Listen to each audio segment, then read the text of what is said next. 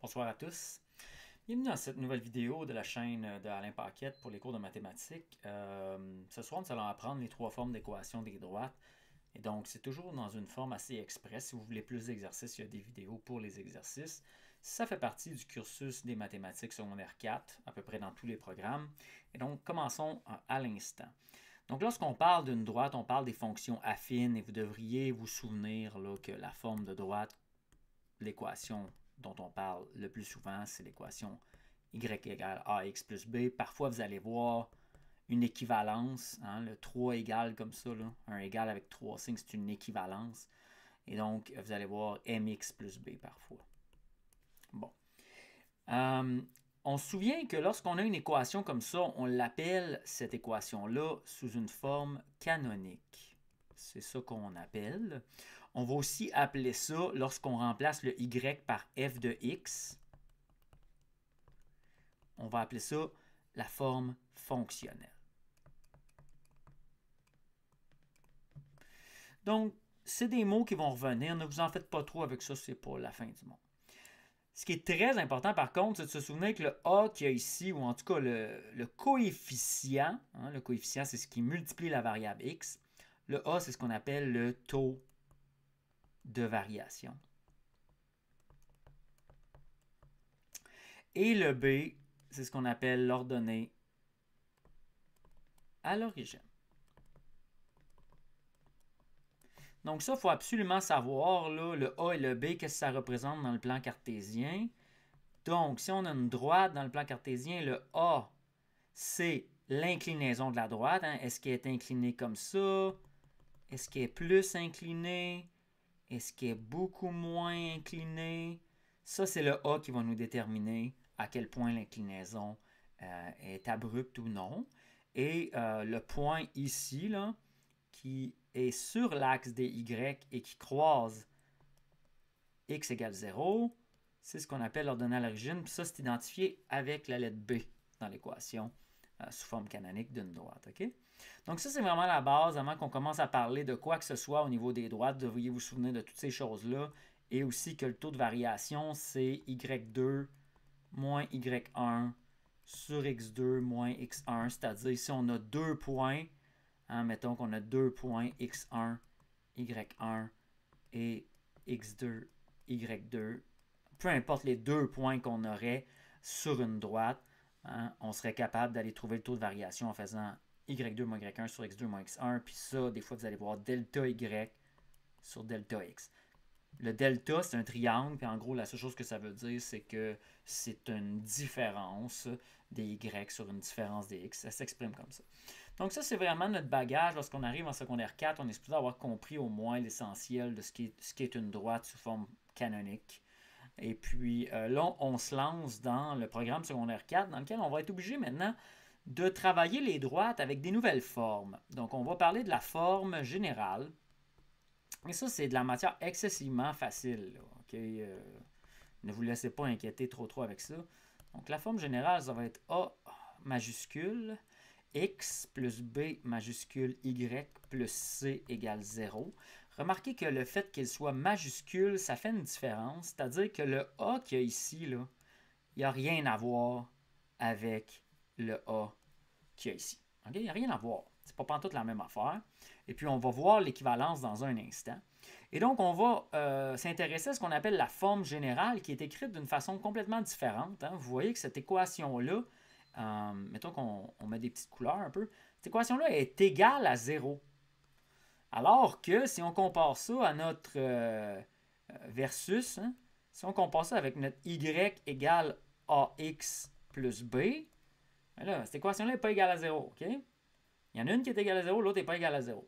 L'autre chose qu'on remarque, c'est que le x et le y dans la première équation sont à gauche. Hein? On remarque ça ici. Là.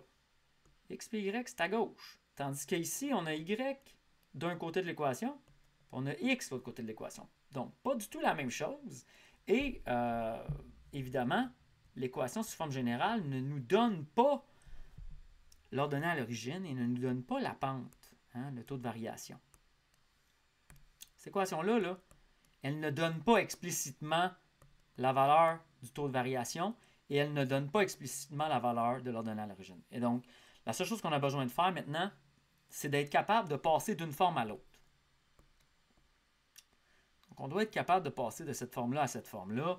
Et évidemment, si vous avez fait un peu d'algèbre, c'est vraiment facile. Donc, on va faire ça. On va faire un exemple en premier. Puis après ça, je vais vous donner comment on fait pour déduire les règles que, selon moi, servent à rien, mais qu'aujourd'hui, c'est enseigné parce qu'ils veulent que vous appreniez par cœur toutes sortes d'équations sans nécessairement comprendre. Donc, je vais vous montrer comment on travaille avec ça.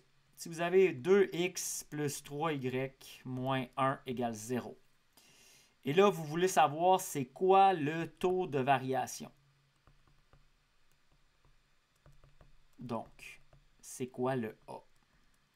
Comment vous faites? Vous allez être obligé d'aller isoler Y, en fait. C'est ça que vous avez à faire. Okay? En tant qu'algèbre, la seule chose que vous avez besoin de faire, c'est de dire, je vais aller isoler Y. Fait, comment on va faire pour isoler Y là-dedans? On va commencer par écrire l'équation. 2x plus 3y moins 1 égale 0. On va enlever tout ce qui n'est pas un terme semblable à y. Hein? C'est-à-dire que si on regarde ça, le 2x et le moins 1, ce ne sont pas des termes semblables avec les termes en y. Donc, ce qu'on va faire, c'est que ces termes-là, on va les envoyer de l'autre côté.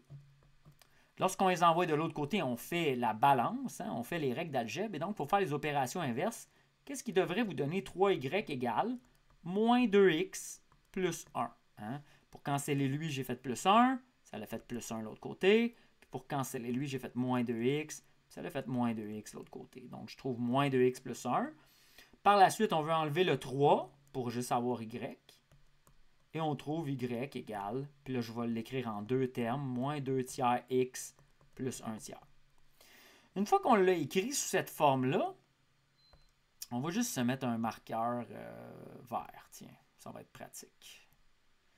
Donc, une fois qu'on l'a écrit sous cette forme-là, on peut aller identifier deux choses. C'est-à-dire que par rapport à l'équation y égale ax plus b, on voit bien que le A, c'est moins 2 tiers et le B, c'est 1 tiers. Okay? Donc là, on a fait l'équivalence entre passer d'une forme générale vers une forme canonique. Okay? C'est très important. On va vous donner des règles pour être capable de faire ça sans avoir besoin de faire les règles d'algèbre. Je ne recommande pas cette approche d'apprentissage, mais une bonne partie du programme actuel prend des raccourcis que la plupart des profs de mathématiques ne recommanderaient pas, mais pour une raison dont on ne rentre pas dans les détails, les systèmes d'éducation étant de plus en plus, disons, déficients, eh bien, vous n'apprenez pas à faire les démarches comme véritablement un mathématicien ou, ben non, les outils mathématiques devraient vous amener à le faire, c'est-à-dire exactement comme ça. Parce que quand on le fait comme ça, on a juste besoin de retenir que l'idée, c'est d'isoler Y. Puis après ça, on fait nos règles d'algèbre. Alors que ce qu'on va vous apprendre, vous, c'est des règles. Puis regardez comment on déduit ces règles-là. Si on prend AX plus BY plus C égale 0, qui se trouve à être notre forme générale. Puis là, on dit, je vais isoler Y. On va trouver BY égale moins AX moins C. Puis là, on divise par B. Vous voyez que c'est la même démarche que j'ai fait ici. La seule différence, c'est que là, je la fais avec les paramètres A, B et C.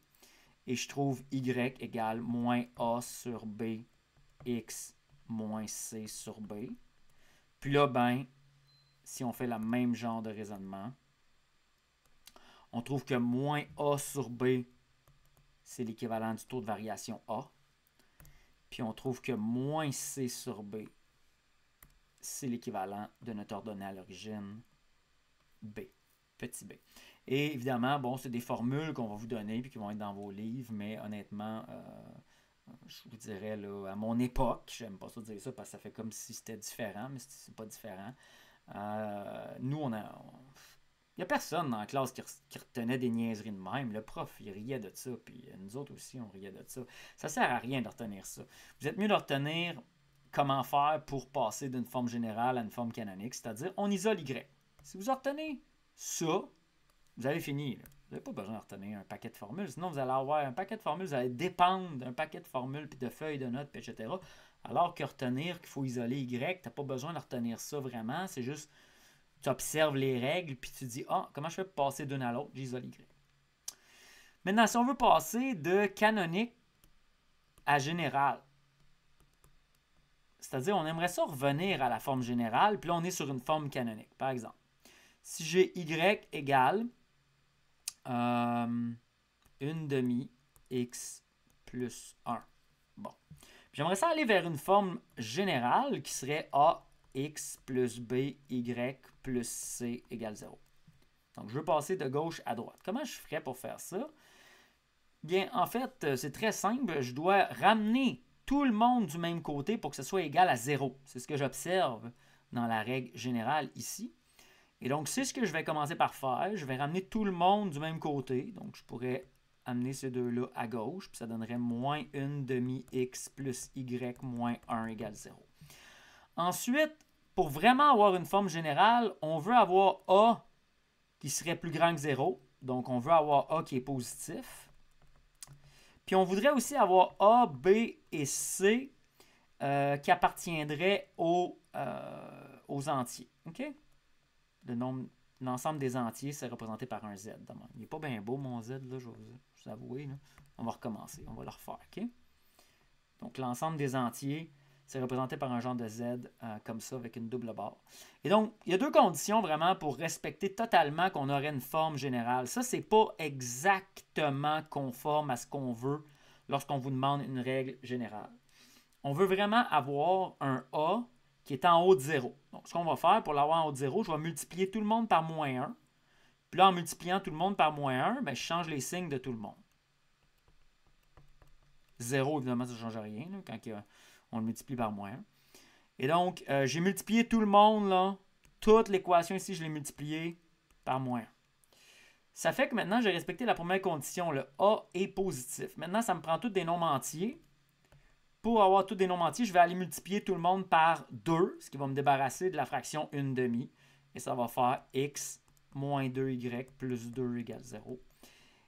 Et donc là, je vais avoir créé exactement l'équivalence entre cette équation-là et celle-ci qui est sous forme générale. Okay? Donc, on a appris l'essentiel de ce qu'il fallait savoir avec la forme générale. La plupart du temps, lorsqu'on travaille avec une forme générale, ce qu'on va faire, c'est qu'on va aller la transformer en forme canonique.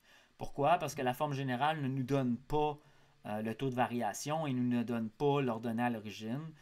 La forme canonique qu'il y a ici, c'est vraiment le Saint Graal. C'est avec ça qu'on veut travailler l'essentiel du temps. Mais en secondaire 4, on vous fait travailler un peu avec la forme générale parce que c'est une autre forme que vous pouvez observer puis ça vous fait en même temps travailler un peu votre algèbre. Maintenant, il y a une autre forme qu'on appelle la forme symétrique. La forme symétrique, dans le fond, c'est x sur a plus y sur b égale 1. Puis là, encore une fois, c'est un petit peu malencontreux. Notre notation nous pose des problèmes. C'est-à-dire que le a qu'il y a ici, c'est pas le taux de variation.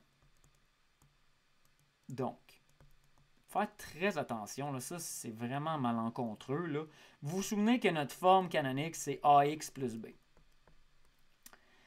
Le problème, c'est que le A qu'il y a là, puis le A qu'il y a là, ce n'est pas le même A. Ça ici, c'est le 0, ce A-là, ou ce qu'on appelle l'abscisse à l'origine. OK? Tandis que le A qu'il y a ici, on se souvient que c'est notre taux de variation. Je vais juste mettre TV, OK? C'est pas pantoute la même affaire. C'est pourquoi, avant, dans une autre époque, avant que vous soyez au monde, alors que moi, j'étais à l'école, on utilisait, nous, Y égale MX plus B. Puis il y a encore des professeurs aujourd'hui qui utilisent MX plus B. Puis c'est beaucoup plus logique parce que le M, lui, le petit m, c'est un symbole qui n'est pas utilisé ailleurs. Donc, s'il n'est pas utilisé ailleurs, il n'y a pas de confusion. Okay? Lorsqu'on utilise le petit a comme ça, ben là, il y a une confusion. Parce que l'abscisse à l'origine, son symbole standard, c'est un a minuscule. Donc, c'est pourquoi y égale mx plus b aujourd'hui, C'est encore ma forme favorite pour écrire les équations des droites, mais dans à peu près toutes les écoles du Québec, c'est y égale ax plus b, vous allez voir. Okay? Donc, soyez conscient de ces paramètres-là. Et donc, dans notre forme symétrique, on a l'abscisse à l'origine, on a x sur l'abscisse à l'origine, plus y sur l'ordonnée à l'origine. Le b, c'est le bon b. Là. Ça veut dire que c'est le b qu'il y a ici. C'est le même, OK? Donc, en gros, cette forme-là, qu'est-ce qu'elle nous dit? Ben, elle nous dit que si on a une droite, puis mettons que notre droite fait ça, ça c'est B, le point qu'il y a là. Ça c'est A, le point qu'il y a là, l'abscisse à l'origine. Et puis, tous les points de cette droite-là vont répondre à la règle x sur A plus y sur B égale 1. C'est-à-dire que ça donne toujours 1 si on prend n'importe quelle coordonnée de point, puis qu'on divise le x par l'abscisse à l'origine, puis on divise le y par l'ordonnée à l'origine. Donc, c'est ce que nous dit cette règle. Maintenant, la question, c'est comment fait-on pour transformer cette règle-là en une forme canonique? Bien, c'est vraiment facile. C'est encore une fois juste la petite algèbre. Donc, si je prends ma règle, puis là, je dis, OK, je veux aller vers, donc je la compare versus une droite y égale ax plus b. Puis là, je vais mettre mx plus b. Vous comprenez pourquoi? Parce que je veux aucune confusion dans l'algèbre que je m'apprête à faire. Hein. Ce n'est pas la même chose que ça représente. Donc, je vais changer la variable. Et donc, comment je vais transformer la règle de gauche vers la règle de droite? Bien, j'ai juste besoin d'isoler y. Donc, c'est toujours la même chose. Si je veux aller vers une canonique, j'isole y. Donc, pour isoler y, je vais transférer ça à droite, puis je vais multiplier par le dénominateur b. Donc, allons-y. Ça va donner y sur b égale 1 moins x sur a. Puis là, ben, je vais multiplier par b, ça va donner y égale b moins bx sur a. OK? Puis là, ben, en gros, je l'ai transformé. OK? Donc, dans un exemple concret, si on a x sur 3 plus y sur 1 égale 1, ou mettons, je mets 2 ici, là, juste pour ne pas avoir 1, parce que ça serait trop simple. Là. Eh bien, ce qu'on va aller faire, on va dire y sur 2 égale 1 moins x sur 3. J'ai fait moins x sur 3 des deux côtés. Et là, je vais aller faire fois 2 à tout le monde. Ça va donner évidemment y, c'était ça l'objectif. Puis ici, je vais avoir 2 moins 2x sur 3. Puis là, je vais aller réécrire ça comme une forme mx plus b. Donc, je vais écrire d'abord moins 2x sur 3 plus 2. Si lui, il n'y a pas de moins devant, c'est un plus. Et donc là, vous voyez que j'ai créé la règle sous forme canonique qui est équivalente à cette règle qui était sous forme symétrique. Donc, très, très facile. Et si je voulais prendre une forme canonique et l'envoyer vers une forme symétrique, bien évidemment, la seule chose que j'ai besoin de trouver, c'est je dois trouver A, qui est l'abscisse à l'origine.